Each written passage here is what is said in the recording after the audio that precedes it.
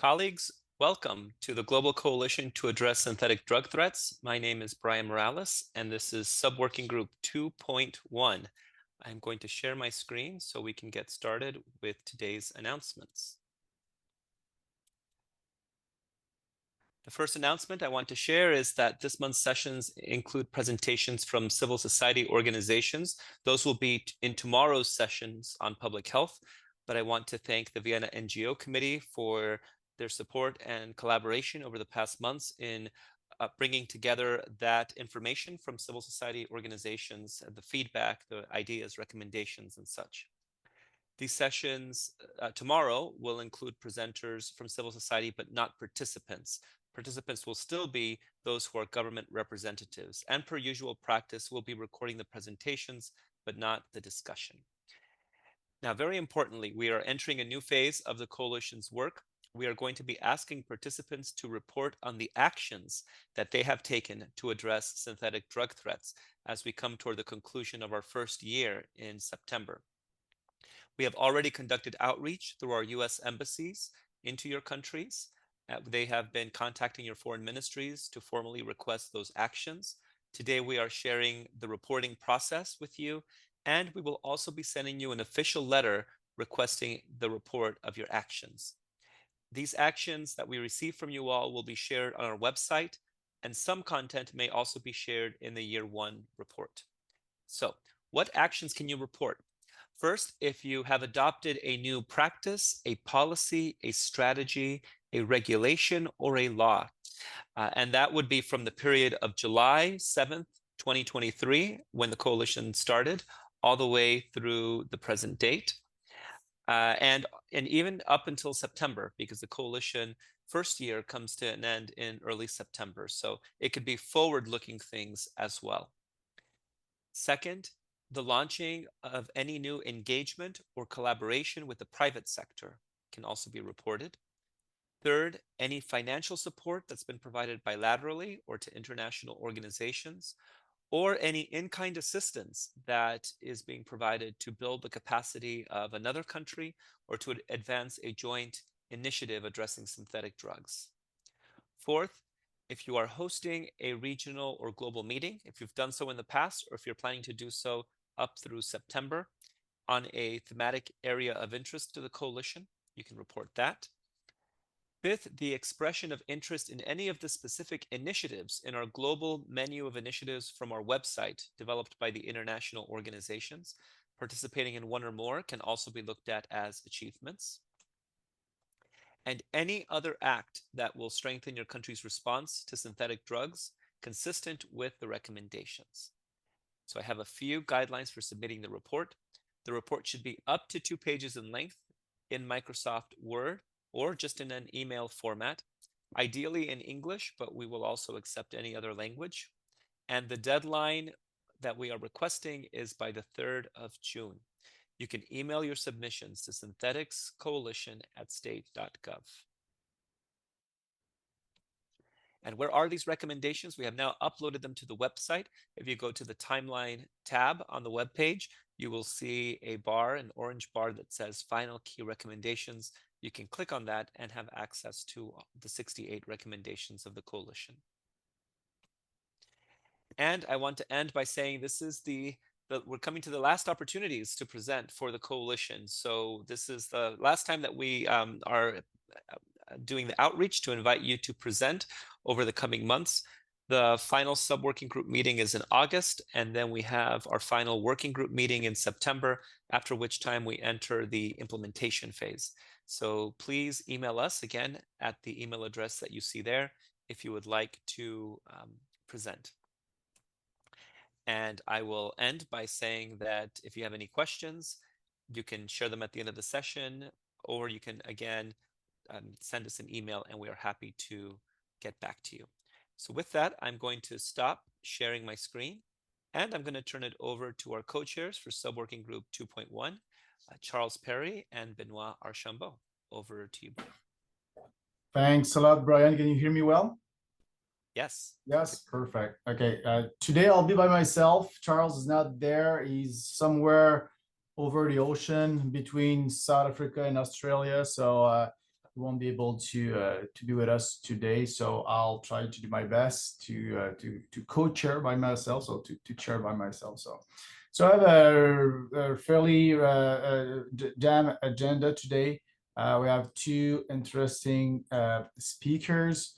We will start with the Connor Green from the UNODC, and we're gonna have Alex Krutalski, Dr. Alex Krutalski from CFSRE. So let's start first with Connor. So Connor is a scientific affairs officer with Laboratory and Scientific Services Division for Policy Analysis and Public Affairs at the United Nations Office on Drug and Crimes.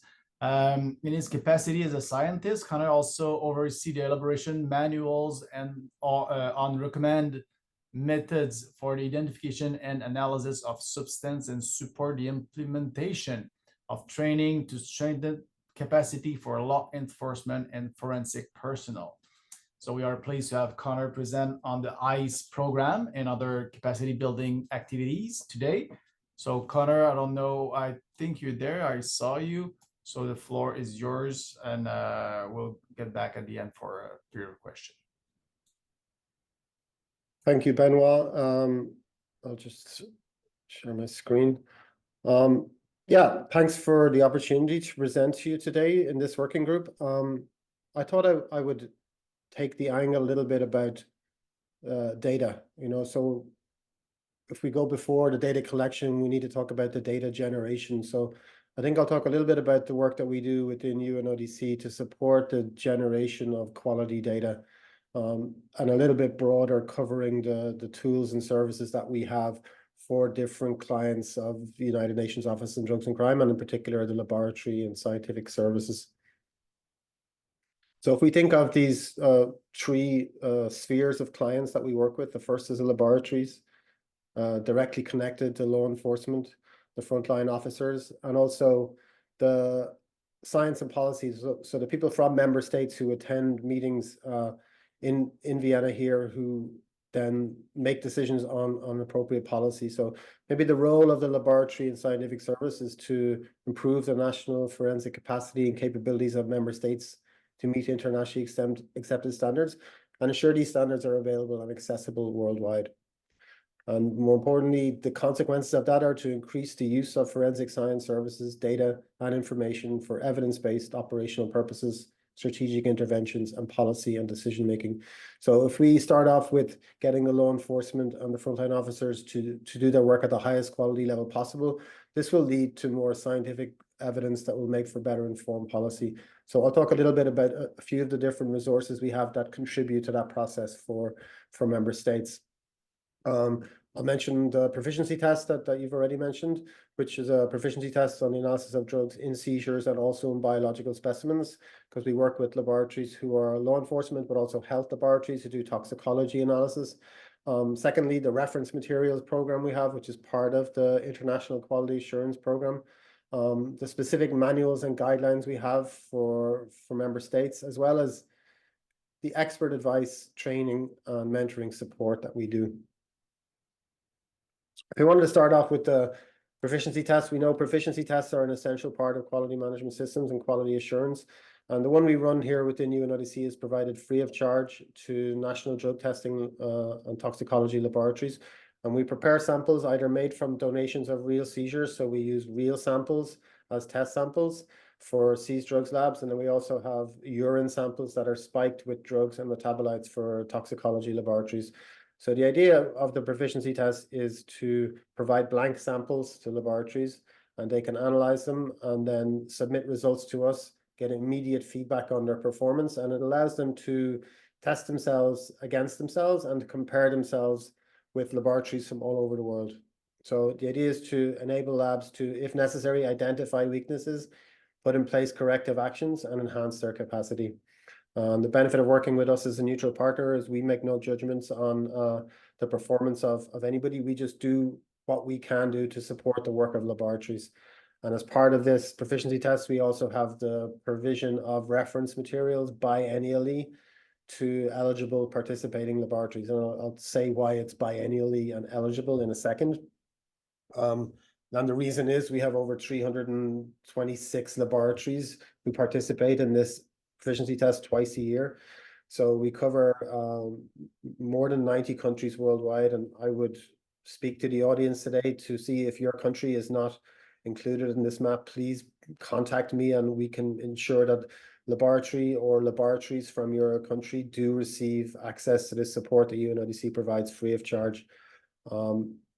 Also, if your country is already included, but your laboratory is not, please also contact me, because we take participation of different numbers of laboratories from different countries. So we have a lot of coverage of laboratories, and I'll show you another map later on related to the emergence of NPS that we see at the international level. And there's some direct connection between the work we do with the laboratories and the quality of the work that they do and the quality of the information that we have that feeds directly into early warning. Directly connected to the quality is the methods and approaches that laboratories can use in order to identify drugs. So we have a series of manuals that have been initiated in 1984, so 40 years ago now. We have over 40 manuals in this series, covers lots of different topics related to drug identification, other related topics like synthetic drug manufacture, and I've presented this information also in different working groups related specifically to the synthetic drug manufacture and disposal services and tools and training we have for that topic. Crime scene investigation, document examination, other areas of disciplines of forensic service providers to make sure that they have the capacity to do their work in different forensic disciplines at the same level, and then in quality assurance, as I mentioned.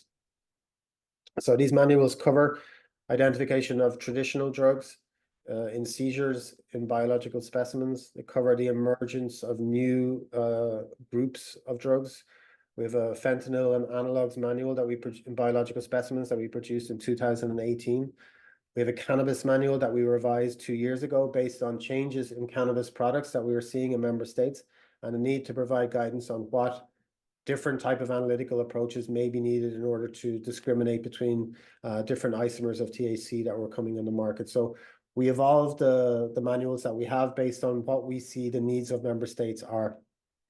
Particularly related to NPS, we have a number of manuals related to specific groups of NPS.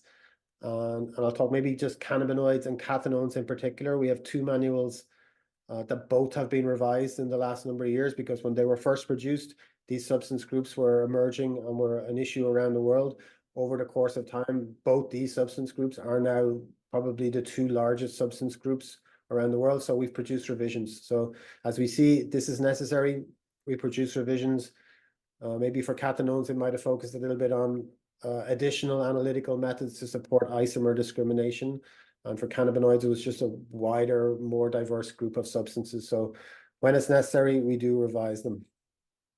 And connect them specifically with the use of appropriate quality assurance practices in the work that laboratories do on the path towards accreditation, or just developing and establishing quality management systems.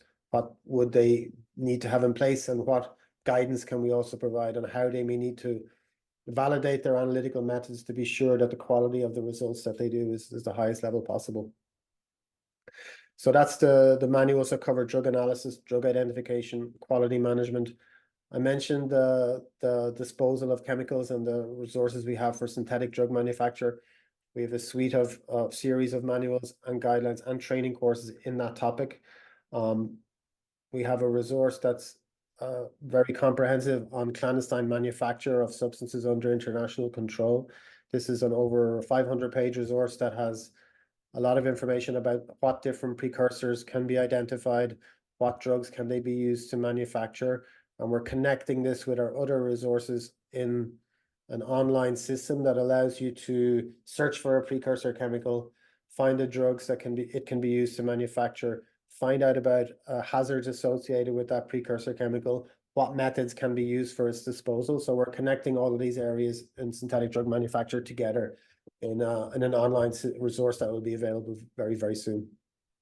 Yeah, I'll talk a little bit now about scheduling decisions. We know that there has been, in response to the emergence of NPS, a number of substances have been placed under international control. and precursor chemicals. So we've produced 2 addenda for the clandestine manufacturer manual to take an account of the manufacture of those more recently scheduled substances.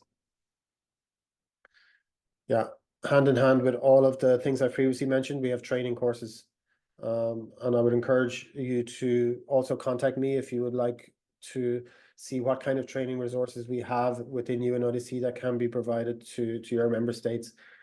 We do this for frontline officers on preliminary identification of substances. We do it for forensic personnel on laboratory qualitative and quantitative identification. And we also do training for frontline officers on personal protective equipment and how to safely do their work, as well as on crime scene investigation and document examination, as I mentioned earlier. We do these training courses both in the laboratory here in Vienna, which we have, and also on the field. So we go to work with frontline officers on location where they work and have training scenarios around the specific work that they do. So we've developed this an awful lot in the last 2 years post-COVID, and it's something that's very valuable and is of continuing growth in that we see this year and also in coming years. So we think this is a very useful resource opportunity for member states to make more use of. Connecting all of these things to NPS and early warning. So I mentioned the map earlier on with the labs that participate in the proficiency test. If we look at this map, we can see these are the substances that have been reported around the world. Over 1,240 unique NPS have been reported to UNODC through its early warning system, which gets information directly from those forensic laboratories. The situation you can see on this map, the darker colors indicate higher number of substances being reported. So not everybody or nobody has identified 1,240 substances. In fact, 100 countries have identified less than 50. But we can see from this map that the situation in countries is different. The number of countries, the number of substances that are reported varies dramatically across the world. Actually, and the number of types and the types of these substances is different also. So in order for us to respond appropriately to emerging and continued threats in regard to synthetic drugs, we need to know what are those substances that are being emerged in different parts of the country, or different parts of the world, and how UNODC needs to assist member states to respond appropriately based on the challenges that they may face. When it comes to scheduling, the Commission on Narcotic Drugs met in March this year, and an additional 5 psychoactive substances were added to the drug conventions, and 28 precursor chemicals were added to the 1988 convention. So there's been a response in the last number of years to the issues with the opioid crisis around the world. So a number of fentanyl precursors have been placed under international control, and 21 precursors of methamphetamine, amphetamine, and MDMA have also been placed under international control. 16 of those in March of this year. So there has been a response at the international level to the control of substances. There is an automatic response of UNODC to these scheduling decisions, which means reference materials, guidelines. The samples get introduced into the proficiency test. So we need the connection with the laboratories generating the quality data to allow us to prioritize which substances should be recommended for scheduling, and also to respond with appropriate manuals, training, and tools to support labs to implement international scheduling decisions and be prepared for looking at the next substances that may emerge and may need to be scheduled. Yeah, the UNODC Early Warning Advisory on NPS, I would also recommend those who are watching today to gain access to this system, whether you are a law enforcement, forensic laboratory, policymaker, member states. There's information in this for you on your subject matter area. We have a specific part of the early warning system dedicated to toxicology laboratories. And this is to allow us to identify specifically cases of NPS where NPS have been associated with harm. So with post-mortem, clinical admissions, etc. And this allows us to have a greater understanding of the role of NPS in toxicology cases, and are they harmful substances. Just to give you an idea, both these early warning systems have a number of dashboards that allow you as registered users to go into the data that I've shown a little bit, analyze it in more detail, have a look. This, for example, shows synthetic opioids and how they have emerged over the last few years. So you can look at different types of groups that have emerged. Have they emerged in my country, in my region? Have they been placed under international control? So I think this is a useful resource, and this is updated live as we get information from new substances that emerge. So it's a good resource to see what the latest situation is on NPS globally. For the toxicology laboratories, we have a specific data visualization analysis system for them to see the cases in which NPS have been associated with cases of harm. So if you look for driving under the influence of drugs, post-mortem cases, drug use in criminal cases, drug facilitated crime, clinical admissions, what substances have been identified, what other substances have been identified also, what are their concentrations that are present if we have this information. So this allows us also to support toxicology laboratories with information that we see on what are emerging NPS threats. So this is also a tool that we recommend that toxicology laboratories register to participate in our proficiency test on analysis of biological specimens. And this just generates higher quality, better quality data that we all need for as the synthetic drugs issue continues to evolve. I would mention, just to highlight, a resource that we have within the United Nations, this toolkit on synthetic drugs, which collects in a number of different modules a lot of the resources that I've mentioned within UNODC laboratory, but also from other international organizations such as International Narcotics Control Board, their precursor information, World Health Organization, Universal Postal Union, and there's a number of others there that would be, depending on what you need to find out information about, there is a module there with resources behind that can assist you in answering any question you have related to synthetic drugs. And with that, I'd like to thank you for your attention. Thank you very much. Thank you so much, Connor. A lot of great information. I think we'll need to go back to the deck and for people participant to be able to join if they're not already in the list of participating country or participating labs.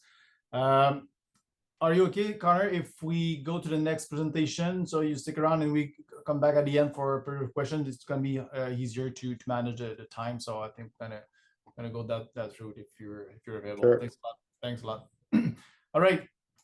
So our next speaker is Dr. Alex Krutalski, and I hope I pronounced it well. So Dr. Krutalski serves as a director of the Center for Forensic Science Research and Education, working in the areas of forensic toxicology and forensic chemistry.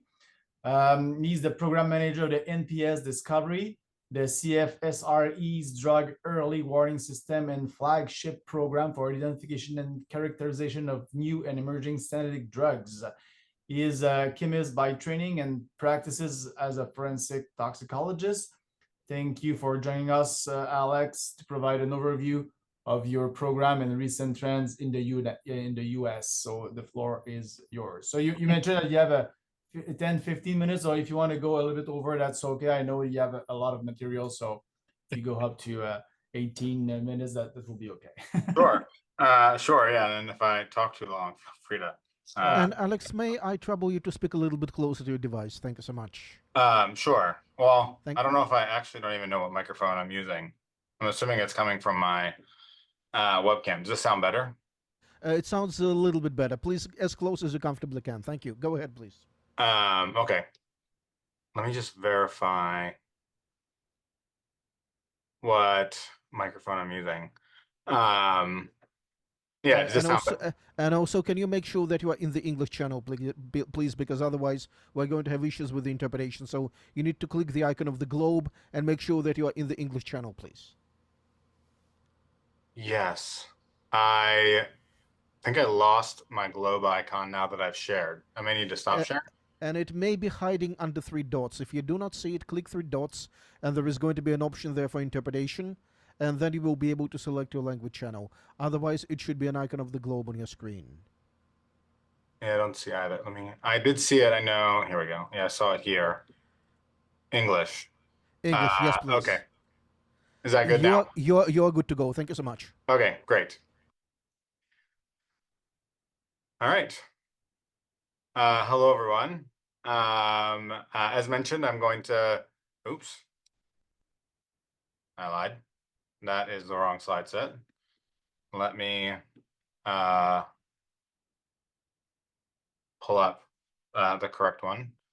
I apologize. I've been hopping back and forth between meetings all morning.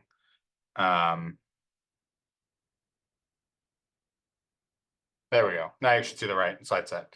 And we can see your slides. Go ahead, please. Yep. So yeah, as mentioned, I'm going to talk about the CFSRE's NPS Discovery Program today, and I'm going to focus a little bit on really the inner workings of our NPS Discovery Program, and then focus on some sort of trends and things that we've been observing. So the introduction's already been done. So this is me. Again, my name is Alex Krutulski. I'm a director here at the CFSRE, and I am the program manager for our NPS Discovery Program. Just really don't probably need conflicts of interest for this slide, but just to mention that our program is funded by a variety of different agencies, and certainly we appreciate all of that various funding. So quickly into our program. So the CFSRE, we are a 501c3 nonprofit research and educational facility, which puts us in a pretty unique group here in the United States. It's pretty rare to find other nonprofit research or really forensic labs here in the United States. You can see some pictures of the instrumentation that we have. We'll talk about in a moment kind of how our program is set up and all of the testing that we do in-house. The picture here on the left, you can see is a picture of our new lab space. We actually just moved into a new lab in January, which we're really excited about. We've got new space for new instruments. We're kind of excited to see how this space will serve us for the next several years, or really many years to come. So NPS Discovery, our NPS Discovery program is a drug early warning system, and we really operate as one of the primary drug early warning systems here in the United States. Certainly the goal of a drug early warning system, you've heard Connor talk about UNODC, and I'm sure you've heard of all the other different drug early warning systems either around the world or some others here from the United States. But really the goal in the end is to take a whole bunch of information together, really for the end goal of reducing harms. And the way that our program is set up and is operated, we've really been able to take what we think are kind of key aspects from other programs and design what we think is a really good model for assessing the drug environment here in the United States. And a little bit in other countries as well, but really mostly here from what's going on in the United States. So we launched our program in 2018. So when you hear about any data that comes from our program where you see our trends, those all go back to 2018 because that was the inception of our program. You'll often hear me talk about our program being open access, meaning that all of our reports are available on our website. I'll share that in a little bit. Our program combines a variety of aspects of surveillance, of casework, of research. And again, I'll get into this in a little bit, but really having all those different aspects is really important, especially the research aspect and understanding why we're seeing certain things or why certain trends or what's the impact of new drugs emerging. We do all of our own testing in-house using a variety of pieces of equipment. We use GCMS, different types of LCMS, either triple quadrupole mass spectrometers or high resolution mass spectrometers. And then we have collaborators that we work with for NMR analysis if we need that. And then in the end, all of our sort of results end up in some sort of high impact reports that we share widely with a variety of stakeholders in the public health and public safety realms. And Alex, I'm sorry, interpreters are asking you to slow down a little bit. Thank you. Oh, yes. Yes, I will try. So here's a brief history of our timeline. So you'll see that it starts in 2017, and it really started technically slightly before 2017. So in order for us to launch our drug early warning system in 2018, there was a lot that we had to do to get our methods up and running prior to launching our early warning system. So again, in 2018, we formally launched our NPS discovery program. At that time, the first reports that we were producing were our new drug monographs, which are sort of the signaling that the drug exists here in the United States. And that's us detecting the drug for the first time. We quickly realized that the new drug monographs weren't going to be our only reports, that there were going to have to be sort of more that came from the results that we were generating. And then we quickly expanded to our public alerts. So our public alerts generally signify when we're seeing the drug with increased regularity and some sort of increased harms or concerns related to the drug. It could be increased overdose deaths. It could be increased hospitalizations. Those are some examples. On a quarterly basis, we now produce trend reports, looking at what drugs we're seeing each quarter, but then also looking at how drugs are trending upwards or downwards based on the number of identifications we've had in correlation to prior quarters. We've expanded to working with public health colleagues in the drug checking space and with clinical colleagues in investigating NPS in emergency department populations. And again, our program has just sort of expanded, and we've got some additional plans here for this year and moving into the years to come. This is a graphic that kind of shows, I think, well, I made it, so I'm a little bit biased in thinking that it shows a good job of illustrating our NPS discovery program, but it essentially shows all the different, what I call sample populations or data sets or pieces of information that flow into our NPS discovery program. It's everything from drug material analysis, working with public health departments or crime labs, impaired driving cases, working with law enforcement, fatal and non-fatal overdose events, working with medical examiners and coroners and emergency department physicians. There are some data sets on here like drug use forums and gray markets. So we're often looking to those sources to see what drugs may be available for sale online, to see what may be coming next. And then we have a number of collaborators that we're working on the pharmacology side with, because once we know the drug exists, we often want to know if it's a potent drug and sort of what the pharmacology of that drug looks like. All that information feeds into our NPS discovery program. It's sort of connected, correlated, synthesized, boiled down into our various reports. Sometimes that information is reflexed back into our program, and that's kind of what these black arrows signify. So we have a drug material where we find a drug for the first time. That information may reflex back in, and we want to know then what the pharmacology of that drug is, for example. Some of this information leads to new research projects. Some of it gets, again, connected and correlated with other sample populations. And in the end, we disseminate that information out either through reports on our website, through presentations like this, or at conferences. We do webinars, which we'll talk about a little bit later, and that information goes to a variety of agencies and collaborators here in the United States, but also all around the world. Oops, I clicked far too many times. Here's an example of some of the different reports that we produce. So as I mentioned, all of these reports are available open access on our website. So you're more than welcome to visit our website. This QR code should go there. I didn't actually check that, but it used to go there. You can see our new drug monographs, our trend reports, our clinical reports. We have year-end review reports that produce that look at the statistics for the number of NPS we're identifying, and so on. And then this is our website, www.npsdiscovery.org. And it's all sort of consolidated down and broken out amongst a variety of different pages. So I did just want to spend some time talking about some notable trends. And really every time I talk about NPS, notable trends can change. But certainly we are seeing some notable trends right now. The first of which involves the NPS opioids. So we continue to see here in the United States the proliferation of the nitazene analogs amongst the NPS opioid class. So back in 2018, when the DEA controlled fentanyl analogs and subsequently China followed suit in controlling fentanyl analogs by class that really eradicated the fentanyl analogs from the drug supply here in the United States, with the exception of parafluorofentanyl and now orthomethylfentanyl. But if you take those two out, really the fentanyl analogs have gone away, and the nitazene analogs have been really the new the drugs that encompass the majority of this category for us. And you can see that this year we've already identified 2 new nitazene analogs, and we've got some others that we're sort of investigating and seeing what may pop up here as the year goes on.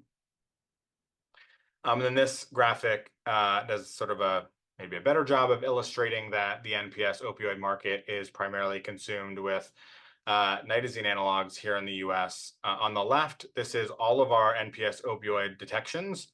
The lines are very blue because in 2022 and 2023, because of fluorofentanyl. If you remove fluorofentanyl, though, you can see they're very orange, meaning that they encompass all of those nitazene analogs. So that leads then to the other fentanyl analog that I haven't mentioned yet, which is carfentanil.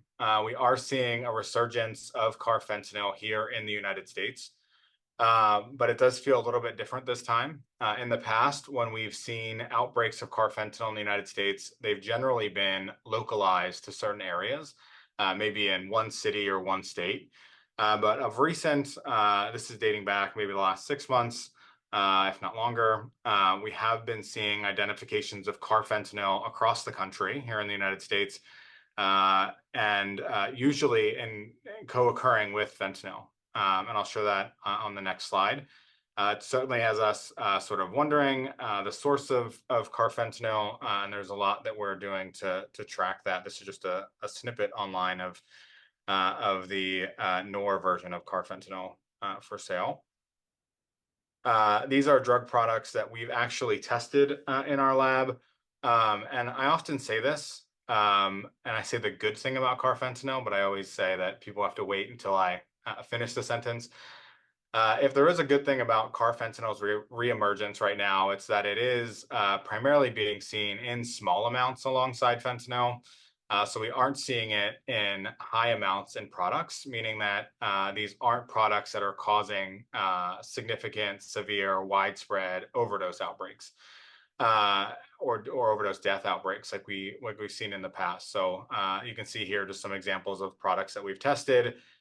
This trace designation means it's less than 10 times smaller than the fentanyl.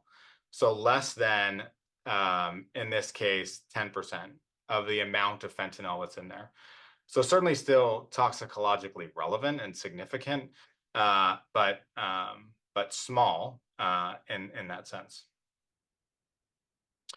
As I mentioned, the other fentanyl analog is orthomethylfentanyl. So we are continuing to track orthomethylfentanyl, which has emerged really at this point in Canada. We've had more than 100 toxicology cases from Canada that we've been confirming and resolving and actually determining that it is orthomethylfentanyl versus the other analogs.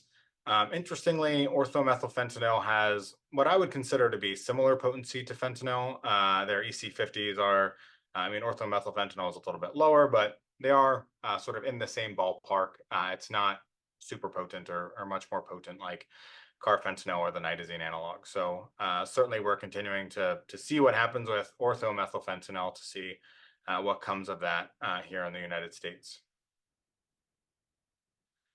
The next is medetomidine, and we actually just released this alert yesterday. So this is very sort of new and emerging information. So medetomidine is an alpha-2 agonist like xylazine. So here in the United States, we very commonly see fentanyl and to a lesser extent heroin mixed with xylazine or cut with adulterated with xylazine. And medetomidine has emerged.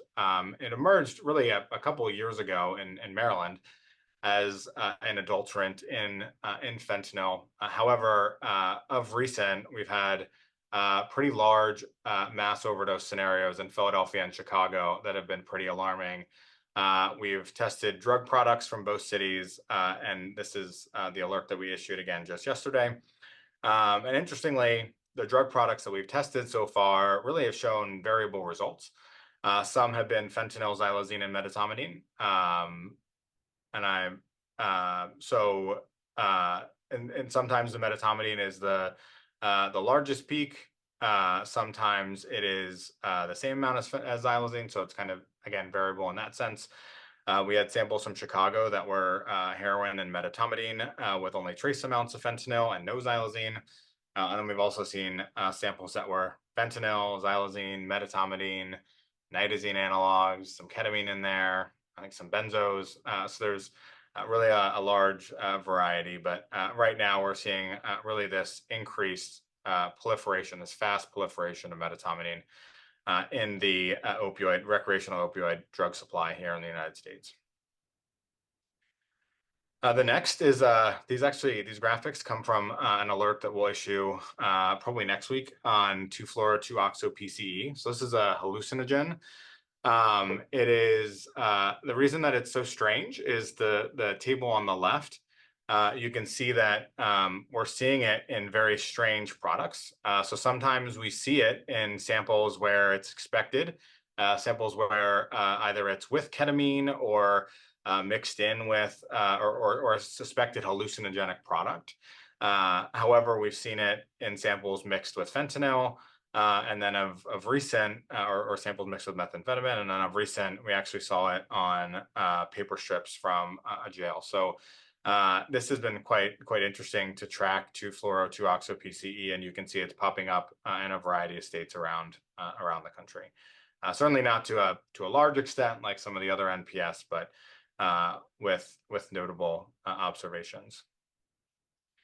As it relates to synthetic cannabinoids, just really quickly, the synthetic cannabinoid market has just been a bit crazy.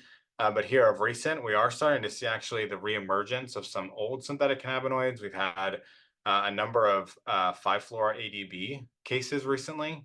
So that's been interesting to track. And then a number of new synthetic cannabinoids that are those typical indole or indazole type compounds from before that we'll be issuing new drug monographs on soon.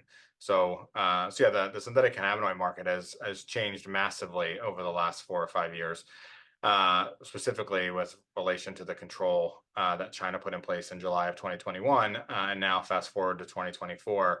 We're again seeing some shifts in the market here in the United States.